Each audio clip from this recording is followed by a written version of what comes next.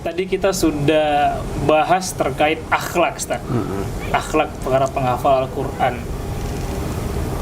Boleh kita singgung sedikit terkait akhlak ini? Terus bagaimana akhlak si tenaga pengajar atau musyrif atau ustadz terhadap pelanggaran atau apa dengan santri? Iya, Masya Allah.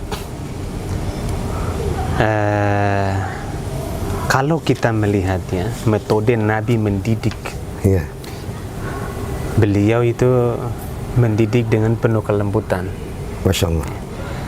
Dan alhamdulillah Pondok Pesantren Tahfidzul Quran Imam Syafi'i memberikan ultimatum kepada seluruh guru, seluruh pengajar yang berada di Imam Syafi'i, bahkan seluruh civitas, tidak hanya kepada guru saja, tapi bagian kantor, sekretarisnya, kemudian juga orang tua asuhnya, semuanya kita memberikan satu arahan bahwasannya kita mendidik anak-anak kita tanpa pukulan, tanpa memukul, tanpa ada hukuman yang berat. Kemudian juga mereka sendiri juga harus menjaga akhlak yang baik, mulai dari akhlak berpakaiannya, akhlak bertutur katanya, dan itu juga kita sering sampaikan kepada guru-guru kita. Bahkan kalau ada di antara guru yang kemudian mukul santri, maka akan ditindaklanjuti langsung sama mudir yang dibantu dengan orang tua asuh. Alhamdulillah selama ini kita lihat di Pondok Imam Syafi'i mendidik anak-anak kita berakhlak dan juga mendidik mereka tanpa adanya kekerasan. Dan guru-guru kita semuanya alhamdulillah mendukung hal tersebut. Mereka juga memperkatakan bagaimana dia ngomong dengan anaknya, bagaimana dia ngomong, berbicara, berinteraksi dengan santri-santrinya. Ya, dan itu kita secara kasat mata alhamdulillah berjalan sangat bagus. Akhlak yang dipraktikkan oleh asatidzah kita.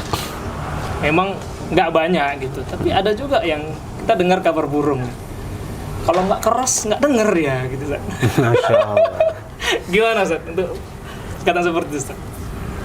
Iya, jadi dalam satu instansi, dalam satu organisasi atau dalam satu pendidikan itu, dalam penegakan normalitas itu harus membutuhkan tiga hal. Tiga aspek, Ustaz, ya? Atau dua hal, atau dua aspek. Yang pertama itu, dua aspek. Yang pertama itu Alkitab, yang kedua adalah Saif, pedang. Yang pertama itu kitab, harus tegakkan kitab, maksudnya harus ada nasihat. Dan yang kedua itu adalah pedang. Pedang itu menurut penegakan hukuman. Sanksi saja. Sanksi dan lain sebagainya. Dan alhamdulillah di Pondok Pesantren Tahfidzul Quran Imam Syafi'i, walaupun kita mengatakan kalau nggak keras nanti santri itu menganggapnya sepele lah, jadi harus keras, ya kan? Harus jongkok dia, harus rolling, dia kan? Jadi istilahnya dididik ya kayak militer kan? Alhamdulillah semuanya itu kembali kepada guru-gurunya, ke guru tadi. Kalau seandainya guru atau seorang ustadz membuat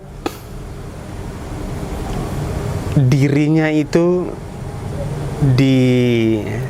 apa bahasanya ya? Saya nggak terlalu pandai pula. Apa itu, Ustaz? Istilah menjadikan dirinya sebagai contoh untuk yang lain. Role modelnya kita ini, Bang Ali. Contoh untuk yang lain. Jadi anak-anak kita itu, misalnya ini anak-anak kita anak kita salah, misalnya dia melakukan pelanggaran, guru nggak perlu marah sebenarnya. Apa yang harus dia lakukan? Dia datangi anaknya, dia pegang, nak, hal-hal seperti ini nggak boleh dilakukan. Dengan cara seperti ini anak itu akan sadar. Sebelum dia marah dan sebagainya, dia harus apa? Sentuhan kelembutan. Maka insya Allah dengan adanya ucapan bahwa kalau nggak keras itu nanti nggak jerah dan lain sebagainya. Masing-masing orang punya gaya pendidikan tersendiri. Sebagaimana juga Nabi memiliki gaya pendidikan yang sangat luar biasa. Ya, jadi alhamdulillah dengan tidak adanya kekerasan kita juga bisa menekan angka pelanggaran. Angka pelanggaran, angka kalau di pesantren itu mukhalafah. Ya, mukhalafah alhamdulillah. Ini santri Imam Syafi'i mereka sangat sedikit pelanggaran, dan pelanggaran melakukan alhamdulillah pelanggaran kecil. Misalnya ya, dia Telat kadang-kadang halaqah, Ustaz, ya. telat halaqah, dan alhamdulillah tidak ada hukuman fisik kepada mereka. Sama sekali tidak Sama ada. sekali tidak ada hukuman fisik kepada anak-anak kita. Jadi, jadi sanggahan seperti ini ya saya rasa sendiri mungkin jauh ya. Iya. Jauh. Iya, Kenapa? Karena ternyata toh kita mempraktekkan tanpa kekerasan juga sangat memberikan efek yang luar biasa. Masya Allah kepada sebenarnya. anak-anak kita. Bisa saya tambahkan case yang terjadi justru sebaliknya, Bang Ali. Kenapa? Bahkan santri itu bisa datang ke mudir yang ini Ustadz Arif ketika dia mengalami kejenuhan. Jadi ketika ada beberapa lalu itu santri sendiri meminta nasihat, kenapa saya kok ada merasa tiba-tiba pengen sekolah keluar. Ini benar-benar dia datang ke mudirnya untuk bagaimana Ustadz tolong berikan saya wejangan.